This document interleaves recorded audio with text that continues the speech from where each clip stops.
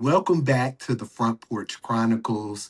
I met today's guest at an Athlete's Journey Home event. And from the first conversation we had, there was something very real about her. She's become somebody I'm truly honored to call a friend. And it's not because of any of the accomplishments or titles, but because of her pure heart and the way she shows up as a human being. Meghan is a champion ballroom dancer, entrepreneur, and somebody who's gone through a powerful journey healing. She's done the deep inner work and transformation. And I think people are really going to connect with her story, the highs, the struggles, healing, identity, growth, and what it looks like to face yourself honestly. Meghan, it is such an honor to have you on, and I appreciate you. Welcome to the Front Porch. Thank you for that awesome introduction. Yeah, like you said, it's pretty rare to meet someone these days that you had no intention of even, meeting. I didn't even know who you were. And to sit down with you, and I'll never forget that moment and just how deeply we were able to connect. It just, like you said, it wasn't planned, but just one of the most just amazing connections that I've had in a long time. And like you said, it's like that the universe put us together somehow. So I'm super happy to connect with you and be on your podcast. I love it. I've been watching it now. So I love the conversations and can't wait to get into it. My grandmother said you'll only have a handful of friends, true friends, or people in your life that will have a deep connection with. And it was like instantly, the first thing I thought about was her saying that because the conversation just flowed right away. Yeah, it So did. let's hop right into it. When people look at you now, they probably see confidence, success, beauty, movement, accomplishment. But what's happening internally before the healing journey starts? Woof. Deep question. Yeah, it has exactly what you said. It's like, we all have these certain images that we portray. And for me, I was born into the ballroom dance industry. And for those of you who don't know what it is, I mean, you can just Google like Dancing with the Stars and you hear the word dancer or professional, artist or whatever it is, and immediately you have this image. And so I was born into that. So I kind of already had this image molded, at a very young age that I was this and I was told to be this. And so I mastered, like when I say mastered, I got my master's degree in wearing masks and upholding that image since, gosh, I mean, I look back at pictures and probably since 3 years old, the hair, the makeup, the outfits, everything was always good from the outside, but just like all of us, it's usually not that way. I struggled a lot growing up, and a lot of it was just trying to maintain that image of the dancer, the pretty girl, the one with, the family had everything. I grew up in a suburb in Minnesota, went to a nice school, and the pressure that I didn't realize it, but the pressure to uphold that took a huge toll on me at a very young age because it was like I always had to show that everything was good and I was good and I could achieve. But as a child, you're just learning how to navigate this world. Yeah, that it definitely took a toll on me. And since I can remember, I have always struggled. So it's not until, and I'm still on this journey of healing and even figuring out who I am, but I am now shedding that, I'll say, perfect kind of image where I feel more and more comfortable each day to just show up as me with my hair down and crazy. And, I mean, today I'm like, oh, I got to put on my makeup for, with Clinton here. But it's still there in me. Yeah. But I'm starting to be more comfortable just being who I am. But to get there, I mean, it's taken my whole life to get there. So, Being comfortable in your own skin, and it's a process and learning. Like we first talked about, like carrying those masks, and when you start taking off those masks, I know for me, once I started to heal my inner child, it was like I was almost like that kid again, trying to figure out and navigate the world now as an adult because I wore so many masks. I didn't even realize or know who I was. Do you think that movement and dance became a way for you to cope before you realized it, or was it just something you enjoyed, or what did it feel like to you? mm-hmm. Uh, Good question. And I'm actually like really diving deep into that right now because I just a few weeks ago have completely stepped out of the ballroom industry world where, like I said, I was born into it. My parents are in the world. I married. We own a studio, so my whole life has been that. But if I go back, and it's funny, I got like I went over to my mom's house. They live nearby, and I asked for a bunch of photo albums because I'm like, have it's hard for me to even recall like the before, like when movement was introduced to me, when did my love of that start. So I had to go back to pictures, and it's a great tool to use. It's not easy all the time because it's pretty confronting when you're like when you want to like forget part of that story of your life. But going back, and I was going through those pictures just the other week, and there's pictures of me like 2, 3 years old, and I can always tell because I can see it in my eyes. And there's photos of me where I was crazy and moving, and I had just this, it brought back this feeling of I remember I had always been drawn to music and movement to express myself. And I think because unintentionally, I think being born into this world where it's everything's picture perfect in that industry, and being going to those competitions with my parents and having to eat dinner with all the professional dancers and make sure I had my legs crossed and I was using all the right silverware. It was like I always had to be good.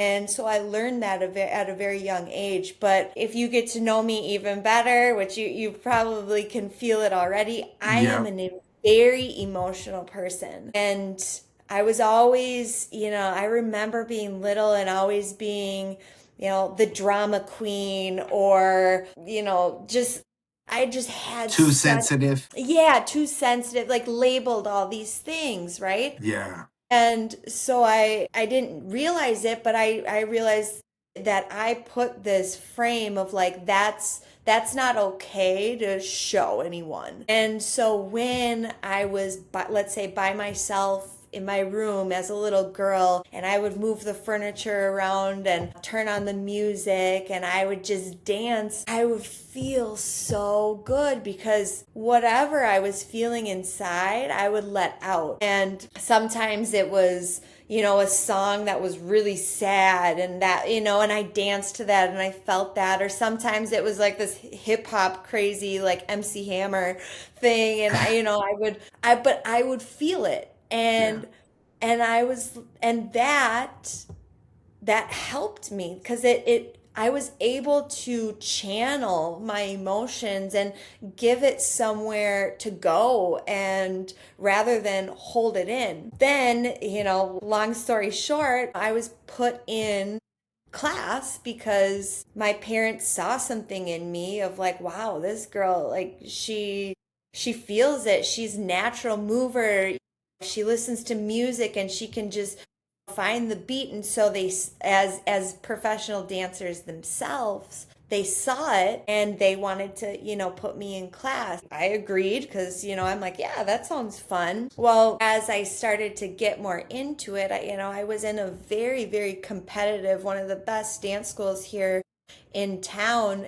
And as I looked through pictures and as I started to get more and more into it, it started to shift in my face, in my eyes, where it was like the smile was always there, but it wasn't genuine. And I think the big change for me was that it started to become this place where I was judged, where I was being compared, where, it was, I had to try out. It was like I was always then like in this comparison. And I slowly started to feel like, oh, well, now I have to, be the best. And I put that pressure on myself because when I was good, I got recognition. I got love. I got a reward from my parents, from my teachers, from other people. And so it slowly started to almost rewire everything, where it was like dance then became like what I needed to feel worthy, to feel Yeah. love. And I forgot that I just needed to like be at home, move the furniture, and that was my way of expressing. So it started to become toxic for me at a young age.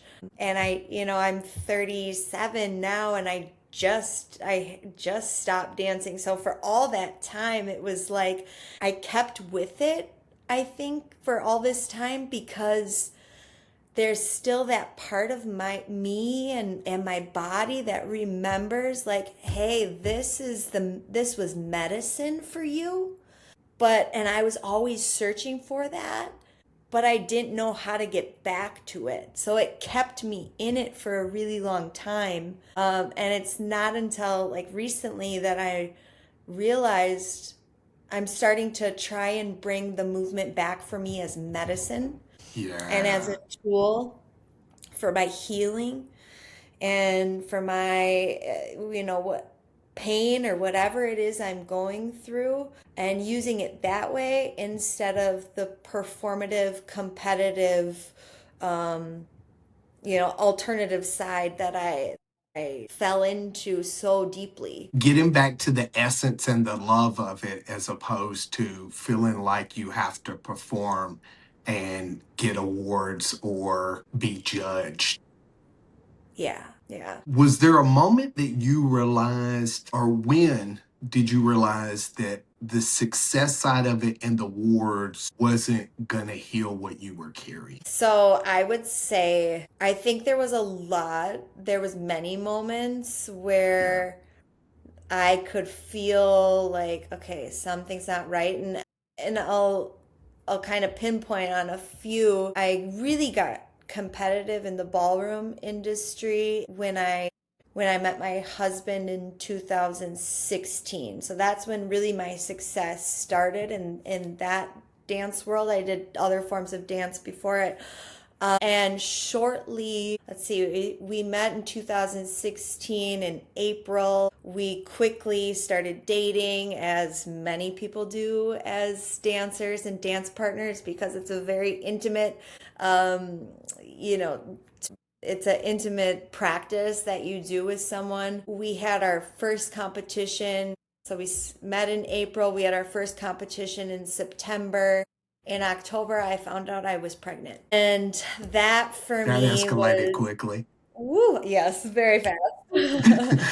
um, but that moment of finding out I was pregnant was a shock, obviously. I didn't even really know my husband at the time, we had just really met. But the first feeling that I got was, how am I going to continue dancing? It was like, I'm going to have a baby and I have to stop. And so it was never about this baby that I was about to have. It was like, okay, I'm going to have the baby, then how quickly can I get back on the floor? And so it's like, I believe, like my son, he's the greatest gift for me, but that was a sign for me to be like, hey, you're pregnant now, like you don't need this, like slow down. But I didn't listen. And so I had my son.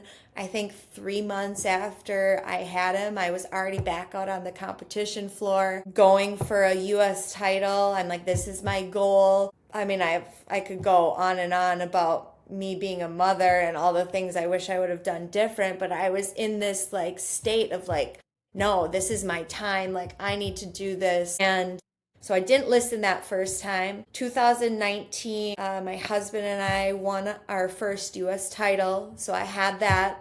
In 20, COVID hit. Our whole industry got shut down. I got pregnant with with my daughter. And things started to open back up after I had her in 2021. And I think it was 3 weeks after I had her, I was already back in the studio training again.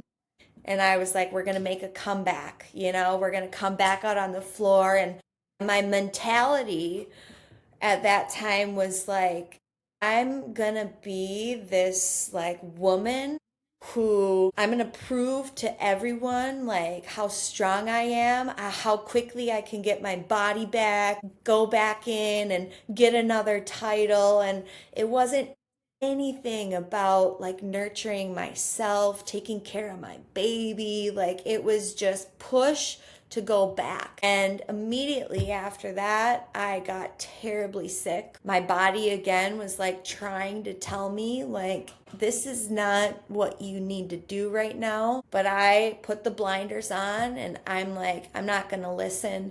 I was in the hospital. It was bad. I started using substances to just like keep my engine going. So, I fell down that path of addiction, but it kept me just trucking along, being a mother of two, but also still fighting for this, whatever it is that I wanted to achieve in the dance world. And I was just searching for something, but it was harming me along the way where I just kept getting sick and I kept using and I was just wilting away. And last year, my husband and we stopped dancing. It was really, I mean, we were in a really hard place and we just couldn't do it anymore. It was ruining our marriage. And so we stopped dancing together. And I had the opportunity to dance with a new partner, an amazing dancer. And still inside, I'm like, there's still something left in me. I got to do it. And so last year, I decided to go back out on the floor again. And I danced with this guy. And we ended up winning another US title, so my second US title in last September. And I think to answer your question, when I was standing there at the US Championships and we had danced and you wait for your awards and there was 11 couples in our division and they call them out, 11, 10, 9 and we're up there and it's, the two of us left. We had only been dancing, a year, not even. So it wasn't like an expected win or anything, but they announced the second place couple and we were announced that we were the US champions of this division. And I remember looking at him and he just started bawling. And I mean, it's a huge accomplishment. Most people in our world, there's only few titles that go out every year. So to win, it's a huge deal. And I felt nothing. And I stood there and I'm good at wearing masks. So I had I faked the expression, but inside of me, it felt just numb. It didn't feel like anything. And that's when I was like, what is this for? It's this partnership I had taken on is ruining my marriage. My kids are at home without their mom right now. And I'm standing here, I've just won and so many people want to be in my shoes, but I don't feel anything. And that's when I knew. I was like, what am I just was like questioned. I'm like, what am I doing this for? Yeah. Do you think that that was when you finally decided to really face yourself and start the healing process? I had started the healing process well before then. Yeah. I think I didn't understand the root cause of what the decisions I had made, and why I was not the person that I knew that I knew I was inside me. I think if it wasn't for me starting that healing process way early on, I could still probably be in it to this day. Yeah. A lot of people are scared of silence because it forces them to confront themselves. Was it scary for you to start the healing process? Was it scary? I think I was searching for just answers. Yeah. So I don't think I ever felt scared to start, Yeah. but I think once I started, there was a lot of things that opened up for Yeah. me that scared me. And so if you look at my whole story, which I mean, we would be here for hours if I told you everything, but through my healing process or this journey, it's like a huge roller coaster. I mean, I would go in bouts of time where it was like, I'm good. I have all these goals. I'm, doing all these things, but then I would just plummet and I would either, fall off the wagon and go deep into substance abuse and addiction and all these things. And so it was always like I was either like way high on the spectrum of like, I'm doing awesome. And then I would fall. And I think what scared me the most, and still I'm working on it, is just being like okay, just like that, those moments of like not feeling extremely like I'm achieving everything, or I'm like down in the depths where I can't leave my bedroom. It's like the moment of just like I'm good. That that territory is foreign to me. Like, so I'm still, I mean, even to this day, it's like, okay, nothing's really happening. Something should be happening. I should be having this huge achievement, or I should be like suffering.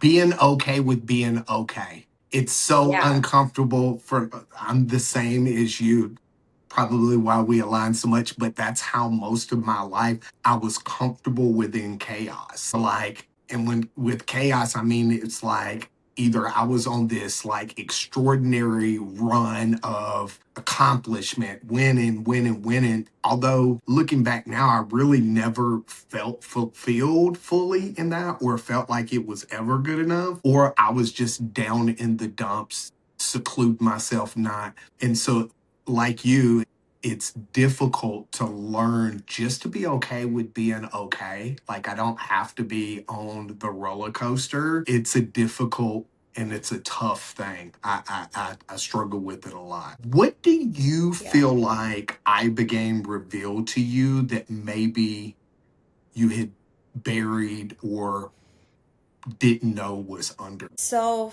for me, I think the biggest thing it revealed to me is similar to what we're talking about right now. So I remember like the day after my flood dose of Ibogaine, the first thing I noticed was how quiet my mind was.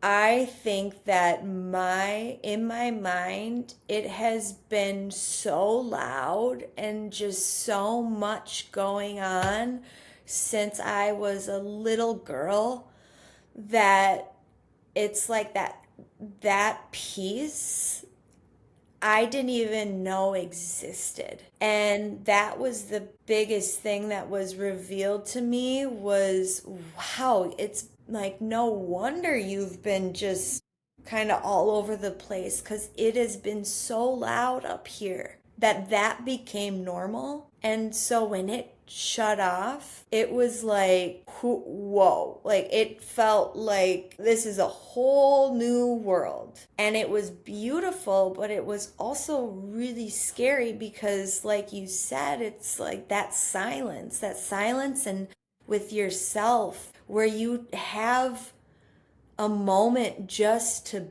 be and just to truly like feel the present moment was so rare that I mean, it was incredible. Now, did it last? No. Like, as much as everyone says, like, Ibogaine is, it's the thing.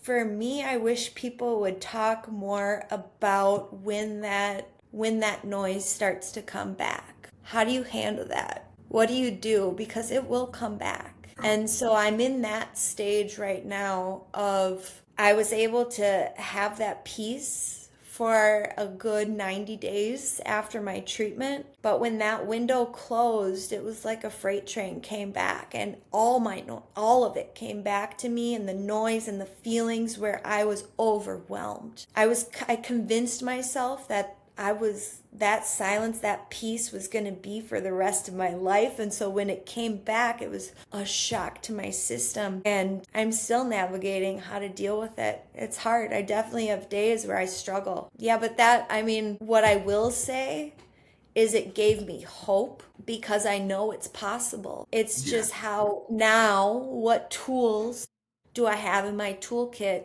to when it gets noisy to the point where I can't handle it and I want to go use or I freak out at my kids or whatever it is. What tools can I use to settle it down, to take that time and navigate that on my own? Yeah, the integration is something a lot of people underestimate, or they don't really talk about that part after, because it's like it's easy to talk about that euphoric sensation of finally having peace and but the integration after that 90 days runs out can get heavy.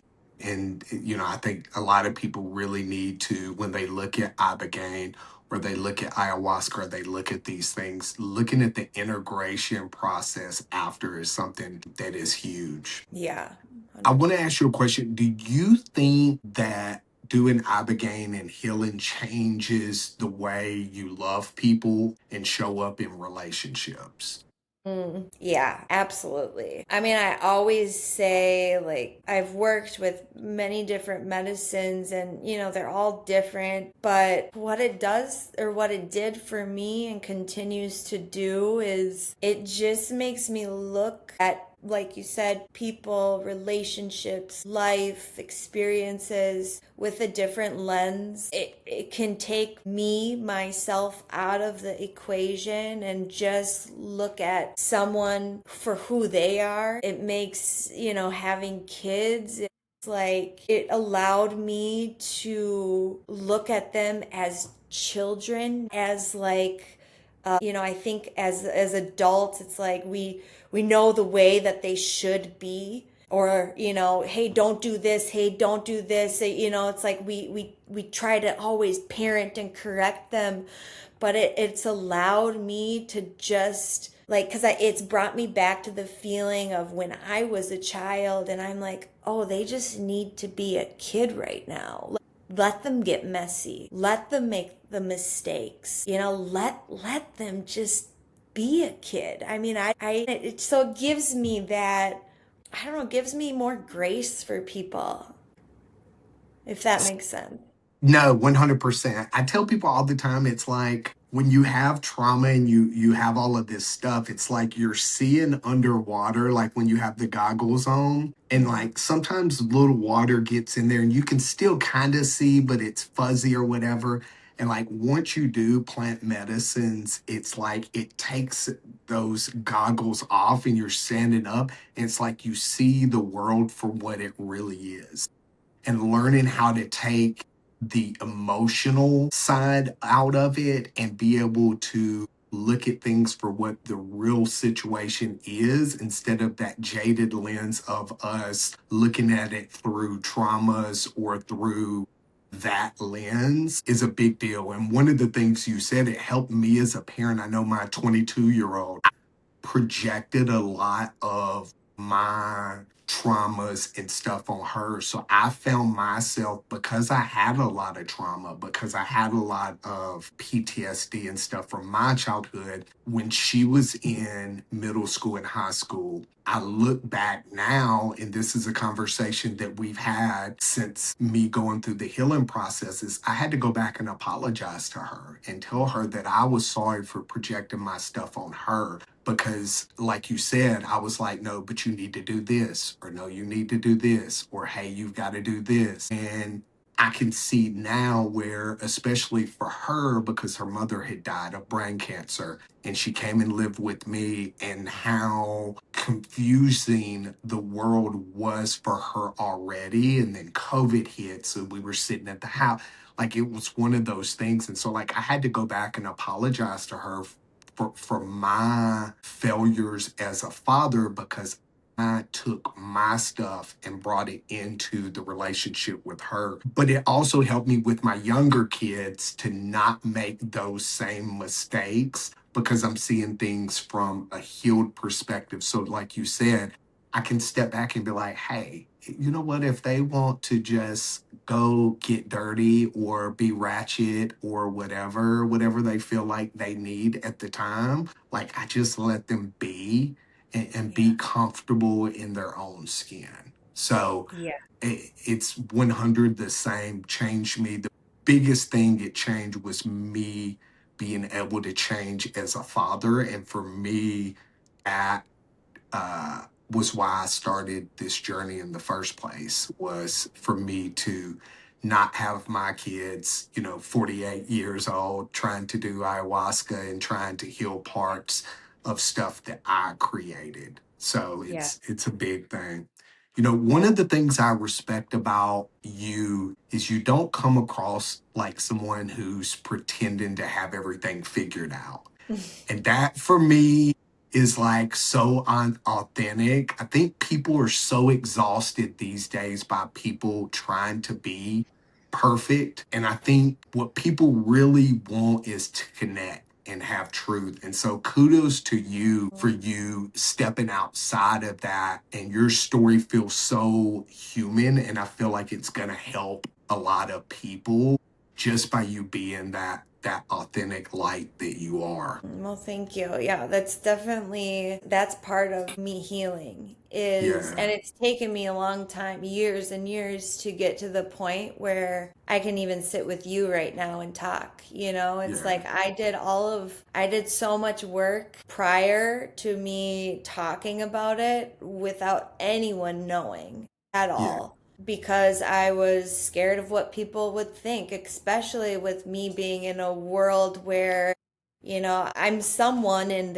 that small industry of the dancing, but I have a name, and God forbid people see me as anything other than a dance champion, which is like that it's perfect. It's like, no. But going into, me working with plant medicine, and not only plant medicine, you don't have to do psychedelics to do this, but even going into a community, a women's circle, wherever people go, it's like you sit in a group of humans, strangers. Usually, when you go to retreats or things, it could be a meditation retreat, whatever it may be. And you typically go around and you introduce yourself, and then, people open up and they tell their stories. And you realize I am no different than every single person. Every single person has a story. Every single person has trauma. And it's like, wow. And the moment that someone shares it, I feel like I'm not alone. Like, wait, you mean there's nothing wrong with me? You mean that you had the same thing happen to you? And so I feel it's now my responsibility as dance champion, as a mother, as a person who looks like they have it all from the outside or Instagram or whatever it may be. It is now my responsibility to show that I fucking don't. Like, my life has been messy. Now, I'm not saying like, okay, Mr. Jones down the road, maybe he had it worse off. Absolutely. But it has not been perfect for me. And if I don't share that, what am I doing? I'm not helping anyone. So now I'm at the point where it's like, yeah, I mean, I'm an open book. Ask me anything because I hope that if one person hears it and it gives them hope, then I'm doing my job. And I just want to help people. Same. Do you feel like, and that's my same mission, do you feel like that as you share your story and you help others? I know for me, that inner child that was told that he would never be anything, that he wasn't this and he wasn't that, he smiles knowing that I'm helping other people and being everything that he was told he wouldn't be. Do you feel like your inner child smiles every time your story touches and heals somebody else? I mean, now that you say that, Yeah, I think I'll think of that more. I think yeah, I need to do that. Yeah, because I I look at, so my daughter, she'll be 5 this yeah, summer, and when I look at her, I mean, she is me, like yeah. completely. She looks like me, she's wild like me, like she's emotional, she's all the things. And it is the best tool for me to be healing with her watching me because that's how I feel, like how you just said. I wish I had that model when I was younger of seeing the raw, the real, like, I mean, she'll see me cry, she'll see me get crazy. I show her everything with explanation of, hey, mommy's hurting right now. I need some time. She'll wipe away my tears. Mommy, don't cry. I'll say, it's good for me to cry right now. Mommy needs to cry right now. So I think that, like, doing that in front of her it's me seeing me as a little girl. Felt that. Feeling it radiated in your smile. Yeah. What's something that you've learned about yourself through this whole process? Oof. I would say the biggest thing is, I think if I feel back to when I was younger, I felt so weak, like physically, mentally, because I would be affected by things so much, whether it be mean girls and that would break me down emotionally, or I was diagnosed with ulcerative colitis at a young age of 12, and I was in and out of the hospital, so my body was weak. I always felt weak. But what I realized is how freaking strong I am. How strong I am to never give up, to always find a way, to, when doctors told me you're going to be sick for life, I said no. I figured out how to heal myself naturally. I found plant medicine because all the other things didn't work. I am determined. And I know that there is a part of me that it's like, she will never give up, even if I've been at the point, and I have been at the point of, I don't want to live this life anymore. I've been there, but I didn't take that action. I didn't take that step. I found a way, and I will continue to find a way. Let me reiterate, you are strong, you are loved, and you are appreciated. Know that from the heart. From the Thank heart. What do you feel like you had to let go of? I think I'm still working on that. Yeah. Yeah, I think for me, the biggest thing is that I need to perform and achieve to feel love when I can just actually love myself, and that's all I need. If I love myself, no one else even, but if I love myself, it's good. And I've experienced that with the help of different medicines, I've felt that genuine just love for myself, and that's all I need. But it's a struggle, I'm still navigating that. We all do. We all Yeah. do. Curious about this one on your take. Do you think healing is more about becoming someone new, or do you think it's returning to who you were before life hurt That's for me, it's an easy question. It's a return. you?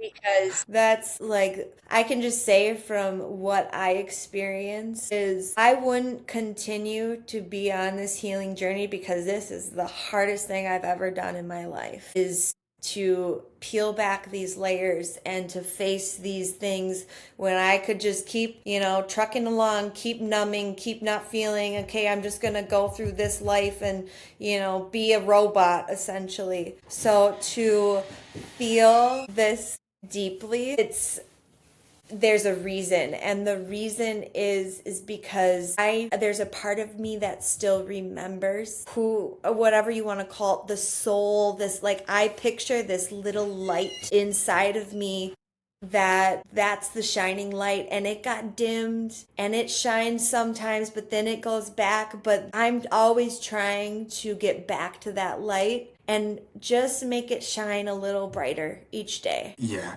I think you hit the nail on the head. It's exactly, I would say the same thing. And it kind of goes back to what I talked about me healing and going back to that 7 year old. I feel like that a lot of people get so caught up in wanting to be somebody new or to create someone new.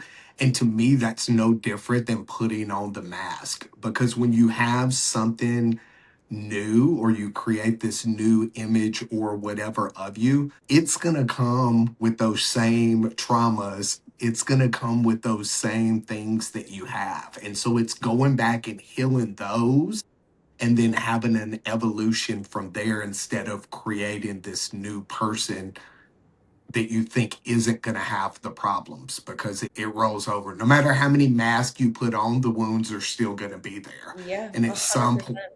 at some point in time, you got to take the mask off, heal the wound, and then you can move forward from there. Yeah, yeah, and look at each trauma, look at each wound as this has helped shape me. This has helped get me here. Let me give gratitude to those moments. Let me And give it's, gratitude to the that little girl who was in the hospital. Without that, I wouldn't know about nutrition to give my kids. ooh, It's like, and that's a part of why I'm talking about these things, is because that's part of my healing, is to not go back and look at that past and go, oh, I wish I would have changed this. Oh, I wish I wouldn't have had this. It's like, what did that do for me? And it's brought me here today. And there's going to be traumas after today. And that's going to bring me somewhere else. It's not like it makes it easier. The pain, the suffering is still going to be there, but let me feel that and be okay with feeling that. And then now let me use that. Let me use that. and have the gratitude to understand that, like you said, you wouldn't be who you were today if it wasn't for that. So, like, Mhm. there's a two sides to every coin. Like, we can look at it from a negative standpoint of, oh, this was so horrible and this happened. Or we can look at it like, hey, this happened. And yes, it did come with some negativity. But on the flip side of that, look at who I am. Look at how strong I am. Look at how powerful I am now because that happened. And I still choose to be good instead of going down the negative energy side. Yeah. Yeah. What would you say to someone who's sitting there and they're listening to this and they feel stuck, they feel lost or disconnected, and they want to make a change? Well, first of all, I would say kudos to you for recognizing that you feel lost and that you are willing and want to make the change. I think that's the first place, the first step that you need. It's like, they always say, like, recognize the problem, so great. And then it's like find someone that you can talk to about it. And it could be like how I met you, Yeah. where it could be it doesn't have to be your husband, it doesn't have to be your best friend. It's like someone that you can just share and they just listen. Because when you start to get some of this off of your chest and you stop holding it, that's when you can start this process. Whatever the process is for each person is very, very different. But the first thing is, recognizing within yourself that there's something in me that wants change. And now I'm going to take a breath and I'm going to share that with one person to start with, one person that I feel safe with, that I can trust, and just take it from there, and just see where that goes. But it just starts with just one person that you talk to. Feeling heard, you cannot replace the feeling of just being heard Yeah. and how good that feels. So I think you nailed it when you said find someone that you can talk to and not have to wear the mask. Just be authentic and be real and be truthful with yourself and get that out. So I think these conversations like this really matter because there's so many people that are silent, that are carrying pain while they try to look okay or to perform. And social media, so many outside sources of that have created those needs for mask. And so I think it's so important for people like us to share our stories so that it can help other people feel comfortable enough to have those conversations. I hope this episode reminds people that they're not broken because they're going through things. They're human. We're all Exactly. human. And healing is possible. Mm-hmm. Megan, I want to say so much. I know I say this all the time, but I appreciate your honesty, your heart, and your willingness to have a real conversation. And before we finally sign off, I want to reiterate and say again, you are so fucking powerful No. and such a light to this world that the world needs. And I want to thank you for being such a good friend and sharing your story because there's some girl or person out there that's hearing this that you're going to give the courage to change their life. So I thank you for coming on. Thank you. Thank you. And it goes right back to you. I mean, you have a special place in my heart, and what you're doing is just incredible. And yeah, I just feel so, so honored to know you. You know, the feeling is mutual. Much love. I appreciate you. We'll see you guys next week on the front porch.